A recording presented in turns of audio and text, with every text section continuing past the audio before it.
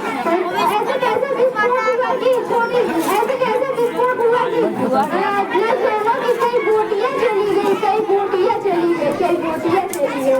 ना जाने कितने शहीदों ने अपनी कुर्बानी दी होगी, ना जाने कितने शहीदों ने अपनी कुर्बानी चढ़ाई होगी। तब जाकर हमारे देश ने सच्ची आजादी पाई होगी, तब जाकर हमारे देश ने सच्ची आजादी पाई होगी। मेरी भी बल्कि मेरी भी कदमी लोगों की पूरी मेहनत, पूरी काम, पूरी ईमानदारी से अगर वो काम करें तो वही देशभक्ति है, वरना वही देशभक्ति है। मैं यह कहना चाहूंगी कि फेसबुक, इंस्टाग्राम पर, व्हाट्सएप पे टीवी और स्टेटस से रंगों में रंगना ही देशभक्त नहीं कहलाएगा।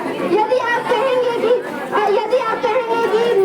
देशभक्त और तिरंगों से तिरंगा रंग देने से देशभक्त नहीं, तो मैं पूछना चाहूंगी कि फुटपाथ पर बेच रहे हैं, फुटपाथ पर बच्चे हैं जो नंगे पाँव बेच रहे तिरंगा, नंगे पाँव बेच रहे तिरंगा, क्या यह देशभक्त है? नहीं, यह देशभक्त नहीं है, नहीं यह देशभक्त नहीं है। जब नहीं यह देशभक्त नहीं है। जब मैं आप सभी को 15 अगस्त पे कुछ